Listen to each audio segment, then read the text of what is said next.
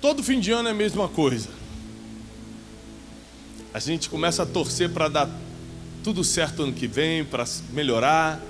Quem está torcendo para ano que vem ser melhor? Então não deveria. Porque torcer é tipo um pensamento positivo. Ai, tomara que dê certo. Fé é a certeza das coisas que se esperam e a convicção do que você ainda não vê, mas já aconteceu. Então não fique esperando coisas boas para o ano que vem, não. Declara e faz alguma coisa por isso, porque a fé sem obras é... Não adianta acreditar e não ter obras para que aquilo aconteça. Não adianta acreditar, declarar e não fazer algo para aquilo acontecer. Mas todo final de ano é a mesma coisa. A gente começa a esperar por um ano melhor. A gente começa a esperar por uma unção divina, por uma mudança, por um milagre, por algo cair do céu. É sempre assim. Mas sabe uma coisa que eu tenho estudado profundamente? É que cada vez que você observar a vida de quem deu certo e trazer esse modelo para a sua vida, mais chance você tem do próximo ano ser melhor. Vou repetir. Cada vez que você olhar para a vida de quem deu certo e modelar isso, imitar isso, mais chance você tem de ano que vem realmente ser melhor.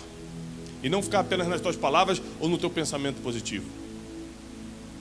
E tem uma pessoa na Bíblia que mandou a gente imitá-lo.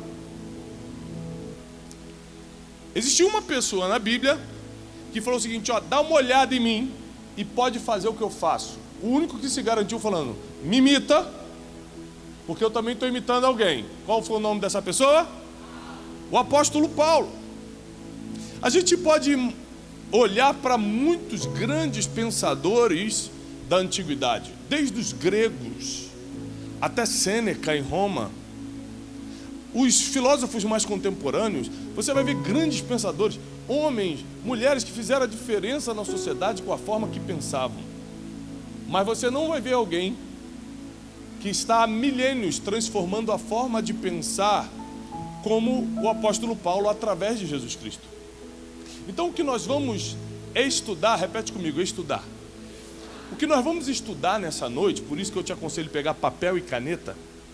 O que nós vamos estudar nessa noite é para nós imitarmos Paulo assim como ele imita a Cristo. Porque não tem para o próximo ano ser o melhor ano da nossa vida se a gente não fazer o que dá certo. Para de tentar fazer o que você acha e começa a fazer o que dá certo. Para de fazer o que você acredita que pode ser melhor e faz o que você já viu acontecer e dá certo. É muito melhor, é mais prático e é bíblico. Então nós vamos guiar essa noite em cima dos conselhos do apóstolo Paulo para a igreja da Galácia. Os Gálatas ficavam hoje na atual Turquia e mais ou menos entre 45 e 50 depois de Cristo, o apóstolo Paulo, em uma das suas viagens missionárias, começa a escrever para a igreja dos Gálatas.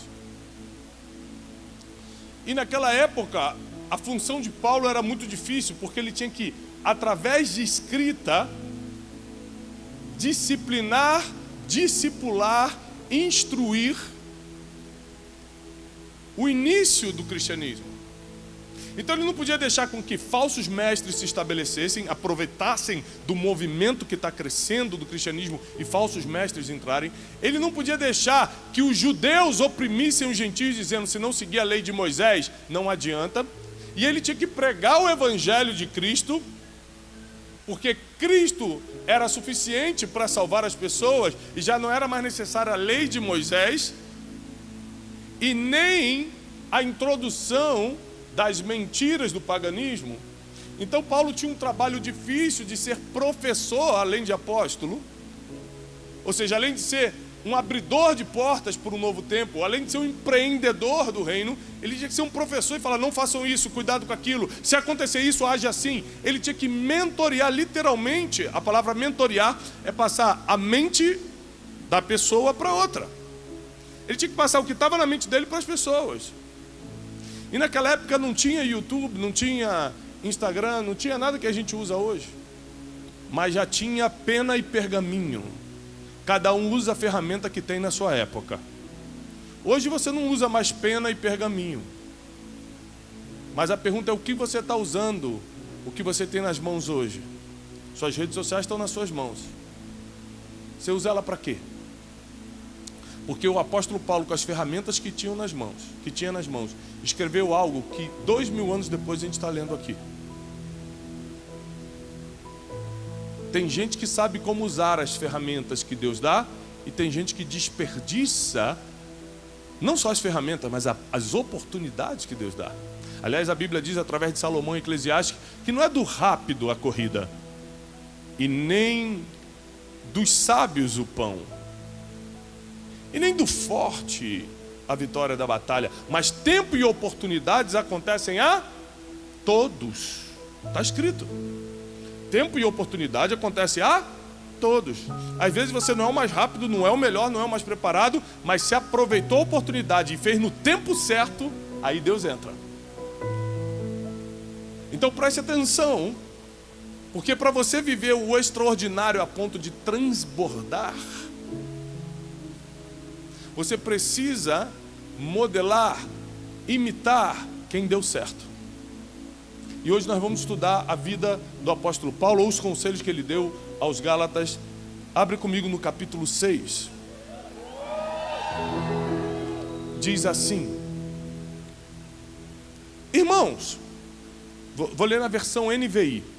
Irmãos, se alguém for surpreendido em algum pecado, alguém aqui já cometeu pecado? 3 pessoas? O Senhor pode levar à igreja, eles estão prontos. Graças a Deus. Só 3. Alguém aqui já cometeu alguns pecados? Alguém aqui cometeu muitos pecados? Alguém aqui daria permissão para eu passar teus 5 últimos pecados aqui no telão? Para a gente ver? Difícil, né? Imagina se no juízo final Jesus inventa isso. Não, Jesus, pelo amor de Deus. Não passa não, eu me arrependo. Deixa eu te falar uma coisa. Quando nós decidimos levar uma vida cristã, nós decidimos diretamente também não viver mais no pecado. Isso quer dizer que talvez você um dia minta. Ainda falta muito tempo de vida para você, e talvez por alguma distração ou por um momento de fraqueza você minta porque não queria entrar numa situação difícil, mas isso não te faz um mentiroso se você se arrepender e confessar e largar. Então, quando o apóstolo Paulo vai combater o pecado, ele não está falando dos que cometemos, que Cristo já perdoou na cruz, mas do estilo de vida de pecado. Não é de gente que mentiu uma vez e se arrependeu, é do mentiroso, que está sempre mentindo. Esses dias eu cheguei para um amigo meu, bem próximo a mim, peguei 2 mentiras dele, crente, chamei ele para conversar, falei: cara, eu percebi que você tem mentido. Você sabe que é pecado, né? Além de ser feio, por exemplo, no mundo dos negócios, se você mentir, é só uma vez. Você cai num descrédito, além de ser feio, além de te dar descrédito, além de fazer as pessoas rirem por trás de você, é pecado. E é um pecado que te dá filiação, porque o pai da mentira é o diabo. Mas a gente pode ficar falando aqui uma lista de pecados que a gente comete. Pensamentos impuros, fornicação, desejos impróprios, cobiça, pegar o que não é teu, roubar, desejar o que é do próximo, inveja. A gente pode ficar aqui. Violência, diminuir, humilhar alguém, discriminar o próximo, não honrar pai e mãe, não honrar as autoridades. Eu posso ficar aqui a noite toda falando uma lista de coisas. O bom é que você não precisa de lista, porque o Espírito Santo, ele já está dentro de você. E quando você está no caminho errado, você já sabe que está. E tem outra coisa: quem tem o Espírito Santo nunca mais consegue pecar em paz, então nem adianta tentar. Você pode até cometer o pecado, mas vai ficar tanta falta de paz. Meu Deus, o que eu estou fazendo? Que é melhor nem ir. Vai por esse caminho, mas não. Não vale a pena. Aí o apóstolo Paulo, aliás, Provérbios diz o seguinte: aquele que esconde suas transgressões jamais prosperará. Quem quer prosperar aqui? Aquele que esconde suas transgressões jamais prosperará, mas quem confessa e deixa alcançará misericórdia. Aí o apóstolo Paulo, logo no primeiro versículo do capítulo 6, diz o seguinte: irmãos, se alguém for surpreendido em algum pecado, porque é muito difícil esse alguém simplesmente confessar, ele tem que ser surpreendido, né? O apóstolo Paulo já sabia. Se for surpreendido, vocês que são espirituais, ou seja, porque quem está vivendo em pecado está na carnalidade, senão não estaria no pecado, deverão restaurá-lo com mansidão. O apóstolo Paulo fala o seguinte: sede meus imitadores como eu sou de... Então, se você surpreende um irmão, uma irmã, uma pessoa do seu conhecimento crente em pecado, como você imitaria o apóstolo Paulo? Qual seria a reação correta? Surpreendeu em pecado. O que você faz? Bota no Facebook, hoje eu vi. É isso? Vai correndo contar para o pastor o que você viu. É isso? Declara que agora, a partir de agora, as portas do céu vão se fechar sobre a vida dele, porque ele está em pecado. É isso? O que o apóstolo Paulo está falando para imitar? Se você surpreender alguém, vai lá e restaura essa pessoa. Restaura. Viu? Em vez de fofocar, acompanha agora para mudar. Senão nem vê, senão nem se mete. O apóstolo Paulo está falando: se não é para restaurar, cala a tua boca, porque você tem os seus. Ele vai falar isso agora. Não. Mas é que eu me preocupo tanto com esse irmão que eu quero saber de todos os detalhes desse pecado. Então vai ter que restaurar. É uma aliança que o apóstolo Paulo está te propondo. Quer cuidar mesmo? Então você vai ter que restaurá-lo. Mas como é que vai ser essa restauração? Em mansidão. Cada um. E cuide-se você também, porque cada um tem suas próprias tentações. É o que a Bíblia diz: aquele que está em pé, cuide-se para não. Então eu chamei esse meu amigo no almoço e falei: cara, eu reparei isso. Olha, eu já menti várias vezes na minha vida e eu sei o que é isso, mas como você está fazendo de forma repetida, você está precisando de alguma ajuda? Está acontecendo alguma coisa? E ele falou: cara, eu não sei o que é, eu tenho me sentido para baixo, isso me faz me sentir melhor. Eu falei: será que é emocional? Ou você acha que você está com alguma brecha? E comecei a conversar com ele. Em 2 horas de conversa ele começou a chorar. Ele falou: cara, eu estou arrependido, isso é feio demais. E oramos e restauramos. Sabe quantas pessoas descobriram isso? Nenhuma! Ele confessou para mim, eu orei por ele. Como eu já confessei meus pecados para outros. Orei, restauramos em mansidão. E agora se afasta do pecado, porque se não confessar e deixar, não tem misericórdia. A misericórdia é para quem deixa. Quem está entendendo? A primeira instrução do apóstolo Paulo para a gente: quer transbordo? Quer mesmo? Quer prosperar mesmo? Então vai ter que ficar longe do pecado. Por quê? Você está salvo em Cristo Jesus se creu nele e foi batizado. O problema que a gente está discutindo aqui não é só a salvação, é as consequências. O pecado atrasa muito nossa vida na terra. O pecado traz vergonhas que você não consegue se levantar depois financeiramente, matrimonialmente. Jesus entende. O crente tem aquela desculpa que Jesus entende minhas fraquezas. Claro que entende. Nós não estamos falando aqui se Jesus vai te perdoar ou não, porque se não foi um pecado contra o Espírito Santo, ele vai te perdoar. O que a gente está falando aqui é o atraso da tua vida. O problema é que a gente acha que está sempre com uma vida certa. E esse ano eu e minha esposa paramos para a gente anotar tudo que a gente acha que tem que mudar de errado. Não é mudar para melhor, não. Já estou bem, mas quero melhor. Não, de errado. Gente, a gente fez uma lista que estava quase dando uma página. Eu falei: gente, eu estou fazendo isso tudo de errado. Porque tem coisas que nem são pecados, mas você sabe que Deus não está deixando você fazer. Eu não vou levar para o próximo ano o que me impediu de ser mais íntimo de Deus no último ano, porque o próximo ano nem olhos viram, nem ouvidos ouviram, nem jamais penetrou no coração do ser humano o que Deus tem preparado para quem o ama. E quem aqui ama o Senhor diz amém.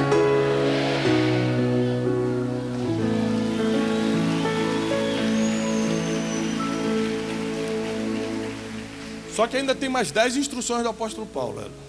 Essa foi só a primeira. Depois ele continua: agora, levem os fardos um dos outros, para que assim se cumpra a lei de Cristo.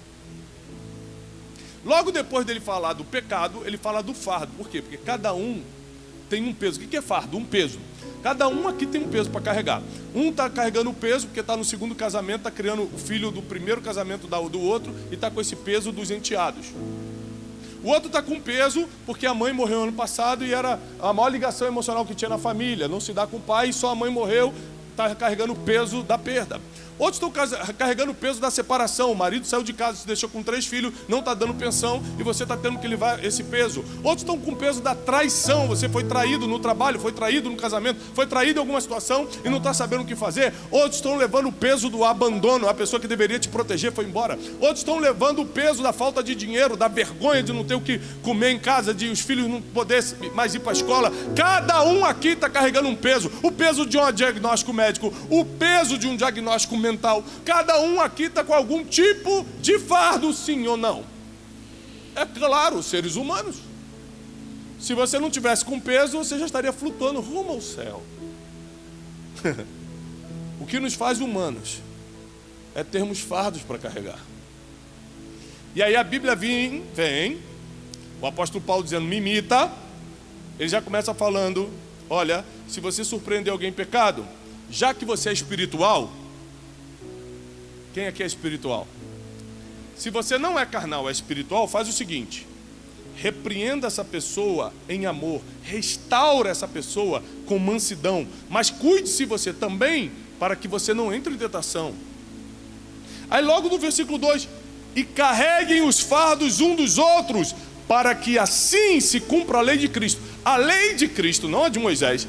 A lei de Cristo, que é a graça, só se cumpre na tua vida se você estiver carregando o peso de alguém. Se Deus te prosperou financeiramente e você não está dando um gás para alguém, literalmente o gás de cozinha, não está faltando comida na tua casa e você não dá uma cesta básica para ninguém.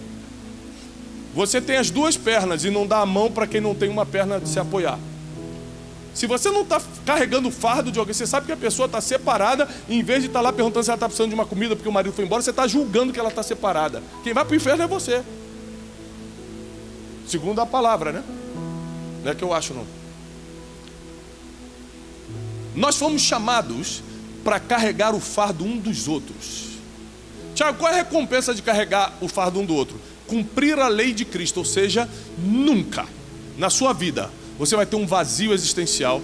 Nunca a depressão vai encontrar o endereço da tua mente. A ansiedade vai pegar a tua mente, porque quem está na lei de Cristo, na graça, ou seja, carregando o fardo um dos outros, nem tem tempo para sentir essas coisas. Está tão ocupado ajudando os outros que o sentido de vida, o senso de propósito está pulando de dentro para fora. Ou seja, eu não estou falando de coisas que eu acho. Aliás, não acredite no que os outros acham. Acredito no que está escrito. Eu estou lendo o que está escrito. Versículo 3: se alguém se considera alguma coisa não sendo nada, engana-se a si mesmo. Fala para o irmão que está do lado: esse ano não é ano de se achar.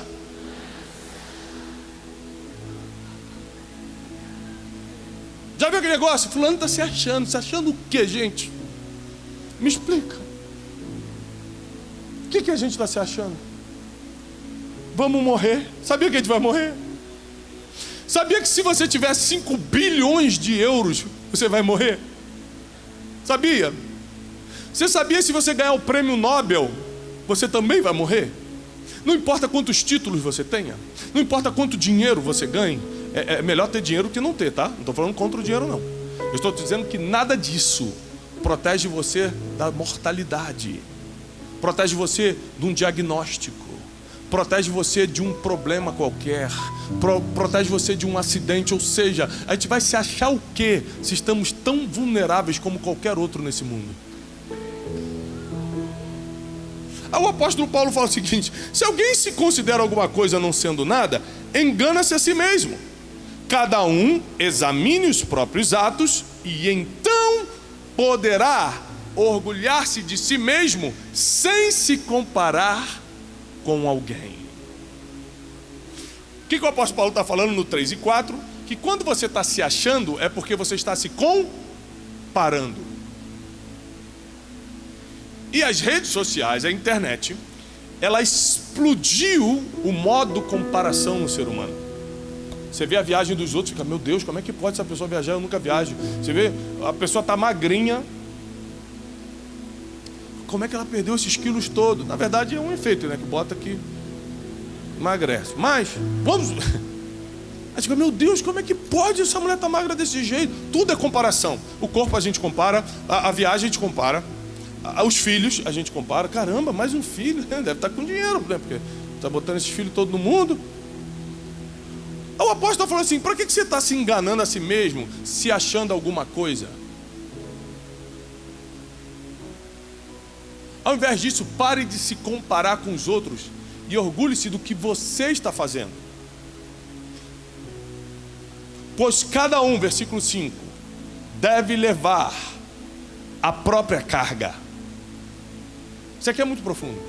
Sabe por que você não pode olhar para o lado? Ou seja, sabe por que você não pode ficar se comparando? Repete comigo, esse ano, chega de comparação. Porque cada um tem que levar a sua própria carga. Se você, além da sua carga, que é obrigatória, ficar olhando para o lado, você vai carregar um peso que não era teu. É por isso que tem gente entrando em depressão, em quadro de ansiedade, insônia, perdendo a fé de tanto que está preocupado, já não acredita mais em nada, porque está o tempo todo olhando para o lado, em vez de olhar para o que Deus te entregou.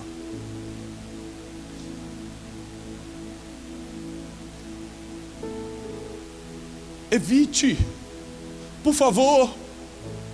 Se você quer transbordar esse ano que entra, evite olhar para os lados e olhe mais para o alto. Evite se comparar e carregue a tua carga que já não é leve. Para que tu vai inventar problema de entrar na vida dos outros? Se alguém vir falar comigo, Tiago, tu está sabendo? Falando, não quero. Eu estou cheio de problema para resolver, eu estou cheio de boleto para pagar. Eu estou cheio de erro para acertar com Deus, não me traz problema dos outros. Não. Ou seja, o fofoqueiro morre comigo. Porque eu não dou chance para fofoqueiro. O fofoqueiro vem querer trazer. Você está sabendo, fulano? Eu falei, não posso, porque eu estou cheio de problema também. Quando você contar o dele, eu vou querer contar os meus. Você não vai aguentar? Rapidinho o fofoqueiro desiste. Porque ele quer contar para quem quer escutar e espalhar. Mas toda fofoca morre no ouvido de um homem sábio. Eu já oprimo logo o fofoqueiro. Porque a estratégia do fofoqueiro é o seguinte, é só você escutar, para ele voltar com a informação, como se você só porque escutou, concordou com tudo. E aí joga um contra o outro. Por isso você não deve nem escutar. Já tem os seus problemas, você já tem a sua carga para carregar. Está sabendo que o irmão caiu em pecado? Caiu mesmo, você ajudou? Não, só estou te trazendo informação. Satanás, aparta-te de mim então.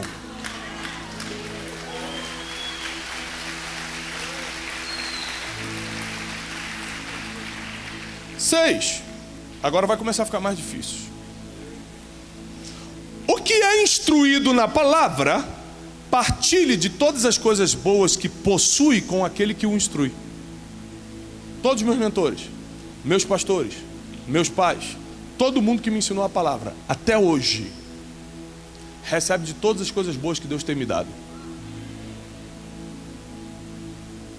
Eu nunca encontrei com alguém que é um mentor espiritual para mim, alguém que me ensinou a palavra, são alguns homens e mulheres, alguém que tem uma importância de mestre, de professor na minha vida, eu nunca, o Espírito Santo está aqui de testemunha, nunca encontrei com uma dessas pessoas sem levar um grande presente ou uma grande oferta. Eu não conseguiria fazer isso. Primeiro porque é um princípio bíblico, e segundo, que é uma questão de educação, respeito e honra. O apóstolo Paulo, que falou, me imite porque eu imito Cristo, está falando o seguinte, compartilha com quem te instruiu na palavra todas as coisas boas que você tem. Ou seja, não está pedindo as coisas ruins e nem se você está apertado. Está falando para você que por causa da palavra prosperou e esqueceu de quem te ensinou.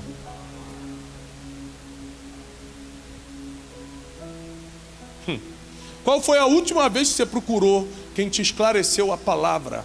Quem te mostrou o caminho da prosperidade, o caminho da cura, o caminho da retidão, quem te tirou daquele lamaçal pregando o evangelho para você e falou assim, você sabia que Deus me abençoou? Eu quero te abençoar. Você sabia que eu vou fazer uma viagem? Quer ir comigo?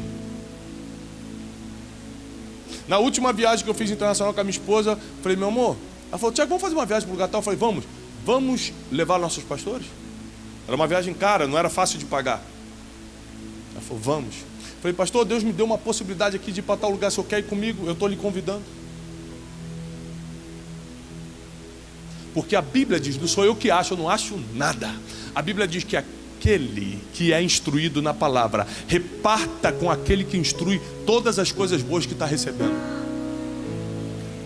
7. São muitas instruções. Quem está anotando, está pegando. Quem não está anotando, amanhã só vai lembrar de 13%, que é o que a ciência diz. Que quando você não anota, você só retém 13% do que foi falado. Mas para quem está anotando, prepara que isso aí vai ser uma instrução para o ano todo. E o próximo ano vai ser o melhor ano da tua vida até hoje. 7. Não se deixe enganar. De Deus não se zomba. Tudo que o homem semear, isso também colherá. Quem semeia para a sua carne, da carne colherá destruição. Mas quem semeia para o Espírito, do Espírito colherá a vida eterna. O que o apóstolo Paulo está falando aqui? Suas sementes são carnais ou espirituais? As sementes que você está espalhando na vida dos outros, por exemplo, estou com raiva, grito com uma pessoa, semeei uma semente carnal. A raiva é uma semente carnal. O ódio é uma semente carnal. O ciúme é uma semente carnal. A inveja, o que é inveja? Inveja não é você querer o que os outros têm, isso é cobiça. Inveja é você querer que ele não tenha, porque você também não tem. É pior. É você querer que ele bata com um carro novo, você torce para dar errado, porque você não pode comprar aquele carro. E quando você tem ciúme, tem inveja e todas essas coisas, fofoca, calúnia, espalha notícia que você nem sabe se é verdade, mas te falaram, você passa como se fosse, você está semeando na carne, e na carne você colherá destruição. Como é essa destruição? No julgamento final, quando a Bíblia diz que nossos corpos serão entregues para Satanás para serem castigados. Está escrito. Mas para quem colhe no Espírito, estou orando por você, hein, irmão. Estou levando a cesta básica lá que você está precisando, hein? Nesse pecado aí nós vamos restaurar junto. Eu não vou te largar enquanto você não sair disso. Quem semeia no Espírito receberá a vida eterna.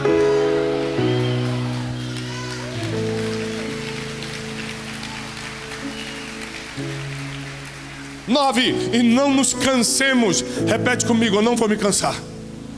Eu não vou me cansar. E não nos cansemos de fazer o bem, pois no próprio tempo colheremos, se não desanimarmos. Por que o apóstolo Paulo está falando não se cansa de fazer o bem? Porque fazer o bem cansa. Você faz o bem e a pessoa não retribui. Você faz o bem e a pessoa não diz nem obrigado. Você faz o bem e depois ela dá as costas para você. Você faz o bem e ela finge que você não fez nada. Você faz o bem e depois ela cola justamente com quem está falando mal de você. Fazer o bem cansa. Mas se você não desanimar, diz a Bíblia, você colhe. Não se canse de fazer o bem, porque no devido tempo, se, você não desanimar, vai colher. Outro versículo diz, não se deixe vencer pelo mal, mas vence o mal com o bem. Ou seja, tem gente tentando vencer o mal com a oração. Vou orar muito para o mal sair. Não vai, não está escrito isso. Vou vencer o mal com jejum. Não, demônio você pode expulsar com jejum. O mal não. O mal só se vence com uma arma, está escrito. Fazendo o, não quer fazer o bem, não vence mal.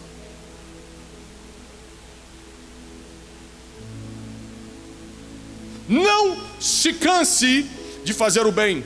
Muita gente que você vai fazer o bem, ou seja, abençoar, fazer o bem, vai te amaldiçoar. Você já falou bem de pessoas que falaram mal de você? Você já ajudou pessoas que depois viraram a cara para você? É por isso que a gente cansa de fazer o bem. Às vezes eu posto uns vídeos lá no Instagram, a pessoa fala, Tiago, essa história de novo de ajudar os outros. Não, fiz muito isso na minha vida e agora só estou apanhando. Se cansou de fazer o bem. Abriu mão da colheita. Quem se cansa de fazer o bem, abre mão da colheita. Quem se cansa de fazer o bem, abre mão da colheita. Eu estava no aeroporto há um tempo atrás, para embarcar. E aí quando estava no check-in, uma senhora parou com 3, 4 crianças, cheia de mala, e começou a gritar na fila do check-in assim: alguém, por favor, me ajuda. Eu já estou há 2 dias nesse aeroporto. E começou a chorar. Minhas crianças estão aqui. Esse era o aeroporto de São Paulo, Guarulhos. Eu preciso voltar para a Bahia. Eu não tenho como voltar, alguém me ajuda. E eu fiquei penalizado com aquela situação, saí do check-in. Eu estava indo fazer um voo internacional.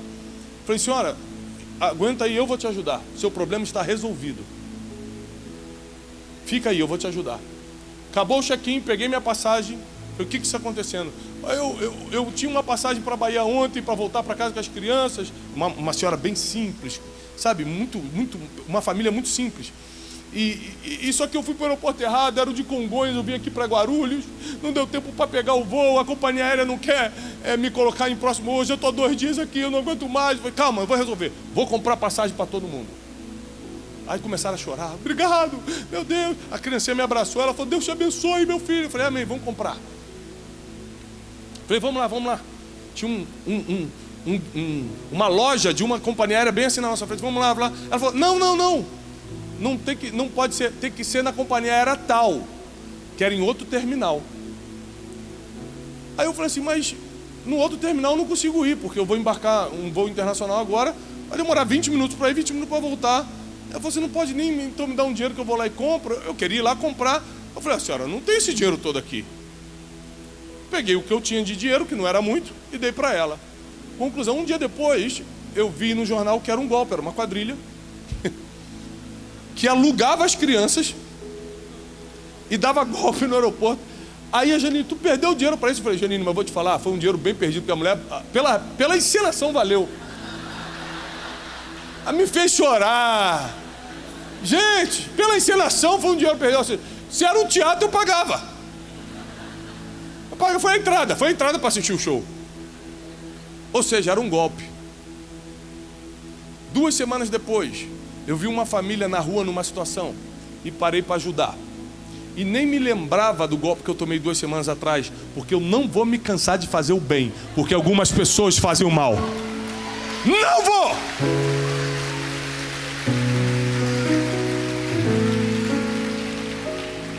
Versículo 10. Portanto, enquanto temos oportunidade, façamos o bem a todos, mas especialmente aos da família da fé. Portanto, enquanto temos oportunidade, vai ter um tempo que você não vai ter essa oportunidade, é o que a Bíblia está falando. Enquanto você tem oportunidade, faça o bem para quem? Todo mundo. Para quem te fez bem, para quem te fez mal, para quem tentou te destruir, para quem tentou te levantar, para quem gosta de você, para quem não gosta de você. Faça o bem para todos, mas em especial aos da família da fé. Nós temos um compromisso um com os outros, porque fazemos parte da mesma família. Quando você disse sim para Jesus, você se tornou meu irmão. E apesar de não sermos família de sangue, e não necessariamente vamos nos gostar, nós vamos nos amar. Porque as pessoas confundem gostar com amar. Para gostar tem que ter sentimento. Para amar não. Porque amar não é um sentimento, amar é um mandamento. E é muito fácil você entender o amor bíblico quando Jesus explica o que é o amor contando a parábola do bom samaritano. Tem um homem caído no chão, passa o sacerdote, não ajuda, passa o levita, não ajuda, mas o samaritano, que não falava com os judeus, e quem estava caído no chão espancado e assaltado era um judeu, quando olha para aquele homem, não consegue seguir o caminho, porque ele imaginou a cena sendo ele. É igual para quem tem filho aqui e vê acidente, afogamento com uma criança na internet ou na TV, você sente como se fosse seu filho, você sente aquela dor, quem está entendendo? E aí quando você sente o que o outro está sentindo, o nome disso é amor, esse é o amor de Cristo. Você não precisa gostar dessa pessoa. O bom samaritano nunca nem viu, eu não tinha como gostar, mas ele amou, porque se colocou no lugar dela, sentiu o que ela estava sentindo e não continuou, não conseguiu continuar seu caminho sem fazer alguma coisa por quem estava caído.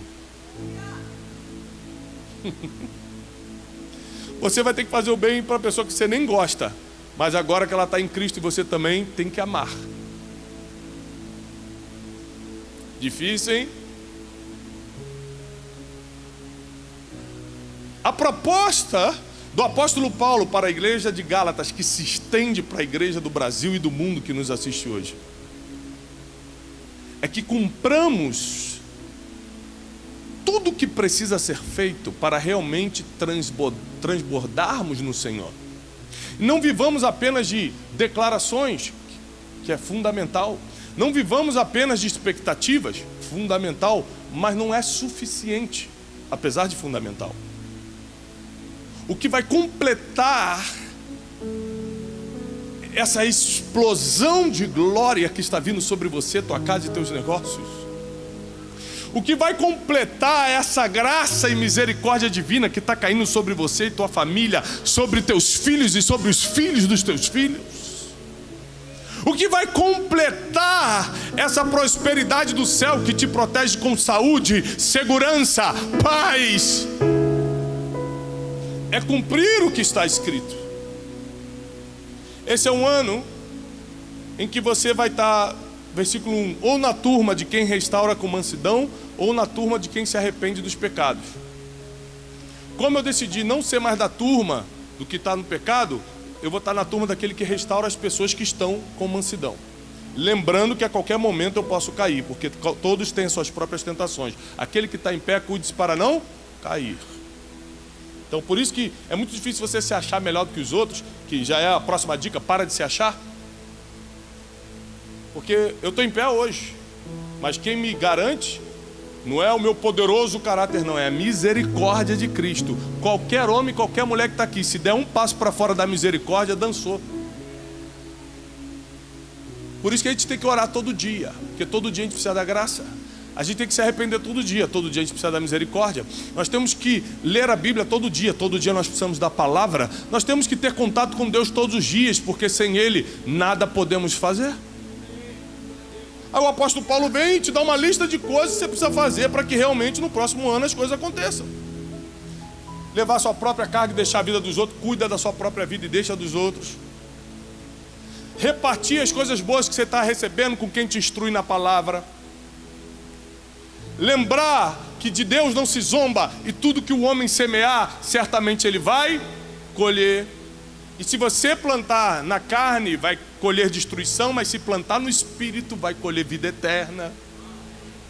E não se cansar de fazer o bem, porque você vai colher o bem que plantou, se não desanimar. E fazer o bem a todos, em especial aos da família da fé. Essa palavra é a direção que você precisava para o seu próximo ano. No seu próximo ano, Deus está te pedindo: filho, filha, você pode andar mais alinhado com o que eu já escrevi? Tem gente que está esperando novas revelações. Deus falou assim: então por que eu escrevi? Você está esperando tanta coisa nova e tem 1 milhão de coisas que você nem cumpriu, eu já deixei escrito. Você não está nem perdoando quem te feriu e está pedindo para eu te dar isso, filha. Primeiro perdoa. Se você não perdoar, eu não posso te perdoar dos teus pecados, está escrito. Se você não fizer o bem para as pessoas, eu não posso te chamar de meu filho, minha filha. Eu estou com saudade de te chamar de filho, porque você só está fazendo mal e pensando mal para os outros. Se você continuar cuidando da vida de todo mundo e não carregar sua própria carga, não vai dar certo ano que vem. Cuida da sua própria vida, você já tem suas situações. Se você se cansar de fazer o bem, você não vai colher. Então não para de fazer o bem, mesmo que ter feito o bem tenha te desanimado, porque as pessoas são mais. E olha para os da família da fé com prioridade. Tem que fazer alguma coisa? Faz primeiro para quem é teu irmão em Cristo. Não sou eu que estou te orientando. O apóstolo Paulo está pedindo para você imitá-lo. Faz primeiro para os seus irmãos em Cristo.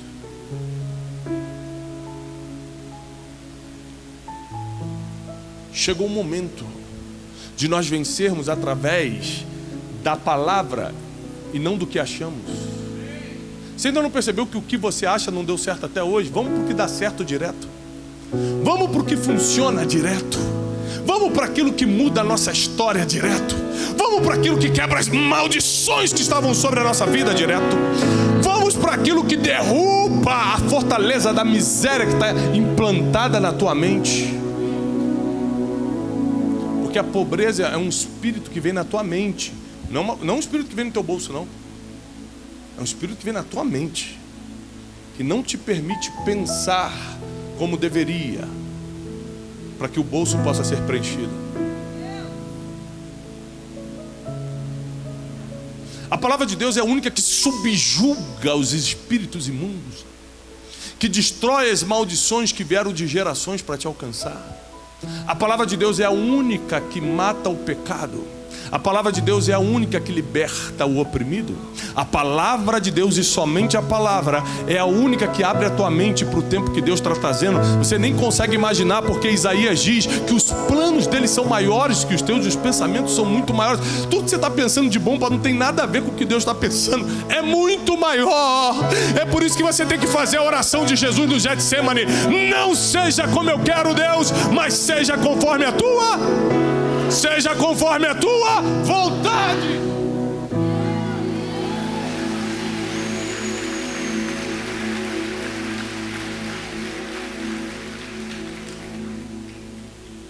Eu acredito, e eu encerro aqui, que nós viveremos os melhores dias da nossa vida. Eu não acredito isso só por causa de uma palavra profética que eu estou soltando sobre a tua vida, não só por causa desse ambiente de glória que está aqui. Eu acredito nisso porque agora a palavra vai ser a base. Onde tem palavra tem resultado. Fala para a pessoa que está ao teu lado: onde tem Bíblia, onde tem palavra, tem resultado. A Bíblia é a mente de Deus. A Bíblia é a forma de Deus pensar. O que nós pregamos hoje aqui não foi para você ficar animadinho e motivado. O que nós pregamos hoje aqui são os princípios que nunca se acabarão, e que na vida de qualquer um, por mais derrotado e destruído que esteja, a Bíblia diz que a palavra de Deus levanta o que está caído, tira de trás das malhadas quem não era nada e coloca nos tronos e o faz príncipe. Basta uma palavra sair da boca de Deus e toda a tua história muda hoje, independentemente de quem foi teu pai, independentemente de como é o teu currículo. Deus não quer saber de qual faculdade você veio e se fez faculdade. Deus não quer saber como foi teus pais. Deus não quer saber se você tem uma indicação. Deus não quer saber se você tem um dinheirinho guardado. Deus não quer saber se você tem network, muito contato na internet, se você é muito seguido. Deus só quer saber de uma coisa: se você acredita na palavra que sai da boca dele. Porque aquele que crê, ainda que esteja morto, voltará a viver. É para quem crê. Fica de pé.